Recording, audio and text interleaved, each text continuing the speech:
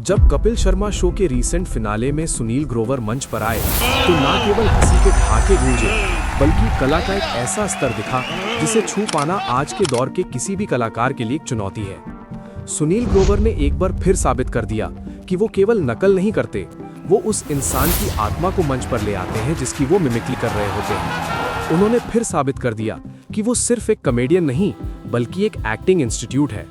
लेकिन सवाल ये है कि जॉनी लीवर, राजू श्रीवास्तव और सुदेश भोसले जैसे दिग्गजों के इस देश में सुनील ग्रोवर ने ऐसा क्या अलग किया कि आज हर कोई उन्हें मिमिक्री का गॉड मान रहा है? क्या वो सिर्फ एक कॉमेडियन है या एक ऐसा मेथड एक्टर जिसे फिल्म जगत ने अभी तक ठीक से पहचाना नहीं? मिमिक्री शब्द की उत्पत्ति ग्रीक शब्द मिमे से हुई, जिसका अर्थ है नकल करना। भारत में इसका असली जलवा 70 और 80 के दशक में शुरू हुआ। उस दौर में बॉलीवुड सिंगर्स के लाइव कॉन्सर्ट्स हुआ करते थे। किशोर कुमार, मोहम्मद रफ़ी, लता मंगेशकर जैसे दिग्गज जब स्टेज पर गाते गाते थक जाते थे तो उन्हें 15 से 20 मिनट के ब्रेक की जरूरत होती थी। उस खाली समय को भरने के लिए दिनेश हिंगू, असरानी और जॉनी लीवर जैसे कलाकार आते थे।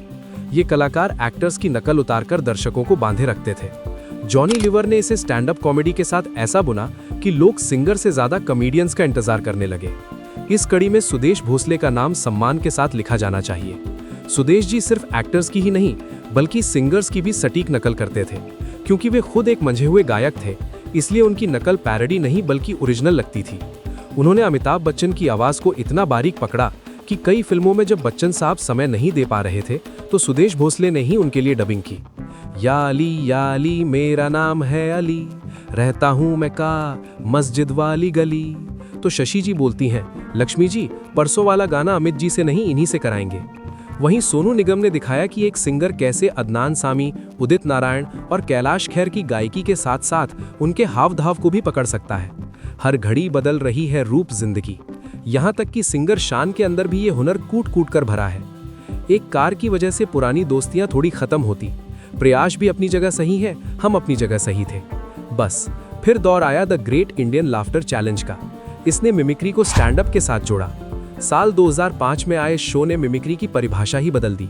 यहाँ से कपिल शर्मा, राजू श्रीवास्तव और सुनील पाल जैसे सितारों का उदय हुआ। इन कलाकारों ने मिमिक्री को सिर्फ आवाज तक सीमित नहीं रखा बल्कि उसे स्टैंड अप कॉमेडी के साथ जोड़ दिया।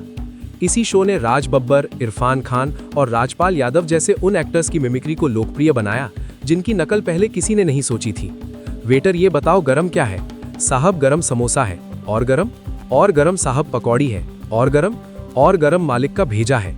लेकिन फिर एक समय आया सुनील ग्रोवर का, जब उन्होंने मिमिक्री को इतनी बारीकी से करना शुरू किया कि उनके को आर्टिस्ट भी कहने लगे, तू नेचुरल करता है ना तो बाद में लोग हमको गाली देते हैं कि हमसे अच्छा नहीं होता है। सुनील ग्रोवर की एक्टिंग रेंज बहुत ज्यादा है और अभी तक तो हमें उनके कुछ ही रूप देखने को मिले हैं।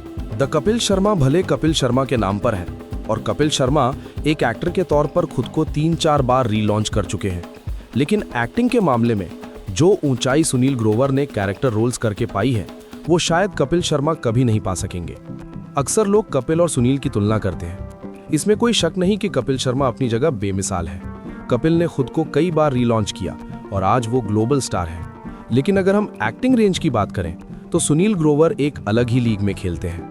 लेकिन जब बात फिल्मों की आई तो कपिल कहीं ना कहीं कॉमेडियन की छवि से बाहर नहीं निकल पाए। किस किस को प्यार करूं एक टिपिकल मसाला कॉमेडी थी जो चली, लेकिन फिरंगी और जुगाटो जैसी फिल्मों में एक सीरियस एक्टर दिखने की कोशिश में वो थोड़े फीके पड़ गए। कपिल आज भी एक शानदार कॉमेडियन है, लेकिन एक्टर के रूप में उन्हें अभी बहुत कुछ सीखना बाकी है। सुनील ग्रोवर ने जब फिल्मों में शुरुआत की तो वैसी ही शुरुआत की जैसी शुरुआत एक आउटसाइडर को मिल सकती थी। 1998 की प्यार तो होना ही था में एक ऐसे नाई का रोल जो गलती से अजय देवगन की मूंछें काट देता है। एक बहुत ही मामूली सा रोल होने के बावजूद सुनील ग्रोवर ने इसे ठीक ठाक निभा लिया था। हालांकि इस फिल्म से पहले सुनील ग्रोवर ने जसपाल भट्टी के साथ फुल टेंशन जैसे सीरियल्स भी किए थे। गजनी जैसी फिल्म में आमिर खान के सामने अगर आपके रोल की चर्चा हो जाती है तो ये किसी उपलब्धि से कम नहीं है। फिल्म जिला गाजियाबाद में उन्होंने एक ऐसा कॉमेडी नेगेटिव रोल निभाया जिसने दर्शकों को हिलाकर रख दिया। ये वो जॉनर है जिसे कभी शक्ति कपूर जिया करते थे। गब्बर इज बैक में कांस्टेबल साधुराम के रूप में उन्होंने दिखाया कि बिना एक भी जोक मारे सिर्फ अपनी आंखों और बॉडी लैंग्वेज से कैसे स्क्रीन पर छा जाया जाता है। विशाल भारद्वाज की पटाखा में उनका डिपर का किरदार वर्ल्ड क्लास एक्टिंग का नमूना है। वहीं भारत में सलमान खान के साथ कंधे से कंधा मिलाकर खड़े होना ये बताता है कि उनमें स्टार पावर भी है।